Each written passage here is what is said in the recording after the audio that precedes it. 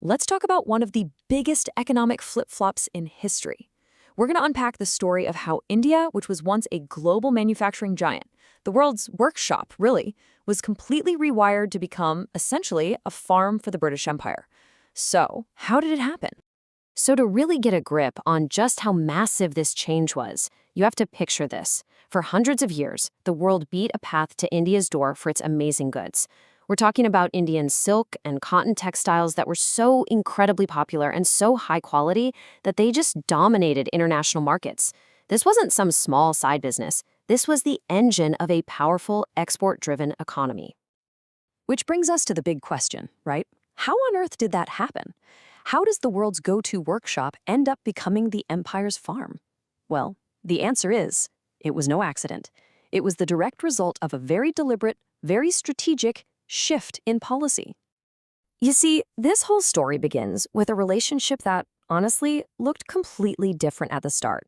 For more than 150 years, the British East India Company wasn't a ruler. It was just a customer. Back in these early days, believe it or not, the East India Company's business model was actually good for India. They would bring in ships loaded with gold and silver to buy up Indian textiles and spices, and then they'd sell those goods all over the world. Since their profits depended entirely on selling more Indian stuff, they were all for boosting production, and Indian rulers were happy to have them, welcoming their trading posts for the prosperity they brought. But then, everything changed. Around the middle of the 18th century, the relationship took a sharp turn. It went from a commercial partnership to a colonial takeover. And this is where the Great Reversal really kicks off. And it happened pretty fast. It all starts in 1757 with the Battle of Plassey. This gave the East India Company political power over Bengal. And suddenly, they didn't have to buy Indian goods with British gold anymore. They could just use Indian tax money to pay for them. At the exact same time, Britain's Industrial Revolution is firing up, creating this massive demand for raw materials and new places to sell its own goods. And then the kicker. In 1813, British manufacturers back home get the company's monopoly canceled, throwing the doors to the huge Indian market wide open for all British products. And this quote right here, it just perfectly captures the new attitude. Listen to those words, forced and prohibited. This wasn't about friendly competition anymore. This was a direct order. The goal was to completely eliminate Indian producers as competition for Britain's shiny new industries. It was about locking artisans into a system that only served British interests. So, how did they pull this off? Well, their main weapon was a policy they called one-way free trade. Now that sounds nice and fair, doesn't it? But in reality, it was anything but. I mean, just look at this chart. It lays the whole scheme bare. Cheap, factory-made British goods could pour into India with almost zero taxes. But at the same time, if an Indian textile maker wanted to sell their goods in Britain, they were slammed with massive tariffs that made them ridiculously expensive. It was a completely rigged game, designed from the ground up for only one winner. And the impact of this lopsided trade was, well, devastating. India's world-renowned textile industry was basically gutted. Its advanced shipbuilding industry, which was a huge deal, was crushed by new laws that favored British ships. They even stamped out the potential for a modern steel industry. This wasn't a natural decline. This was deindustrialization by design. But it wasn't just about killing off the competition. Oh no. The British system in India was unique for another reason, something that Indian thinkers would eventually call the drain of wealth. So what on earth does that mean? Okay, think of it like this. Previous rulers of India, even foreign ones like the Mughals, they lived in India. So the taxes they collected were spent in India, on buildings, armies, whatever. That money circulated back into the local economy. But the British were different. They systematically siphoned off a huge chunk of India's wealth and sent it back home to Britain, with basically nothing of equal value coming back in return. And the sheer scale of this drain was staggering. At one point in the late 18th century, it was almost 9% of India's entire national income. 9%. That's a massive amount of money being pulled out of an economy every single year. Money that could have been invested in India's own future.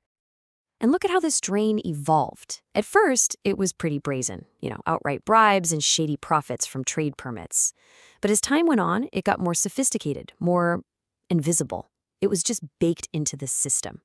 It took the form of salaries and pensions for British officials, all paid for by Indian taxes, plus profits on British investments and payments for things like British-owned shipping and insurance.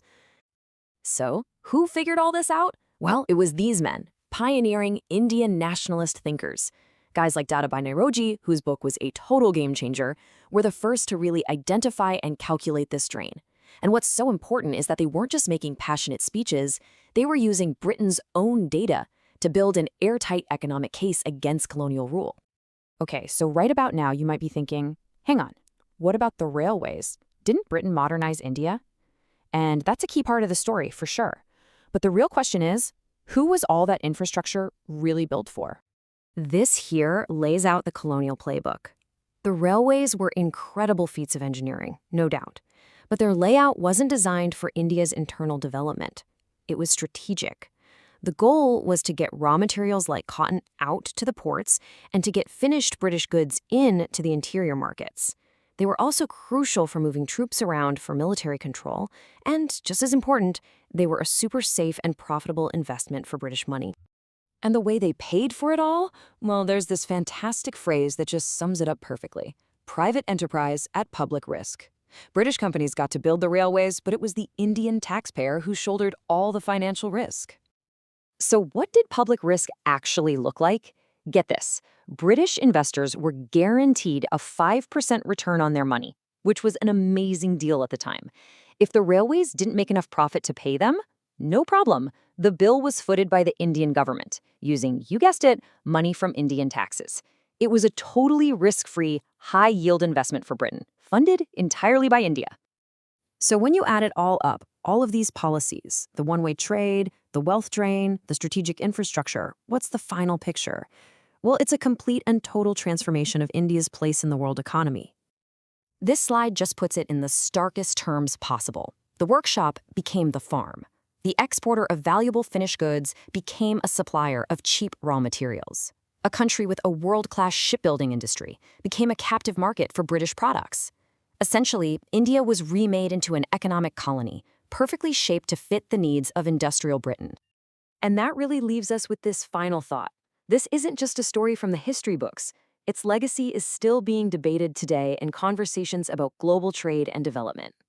It makes you ask, what are the long-term consequences when a nation's economy is redesigned, not for its own people, but for the benefit of someone else? Thanks for joining us for this explainer.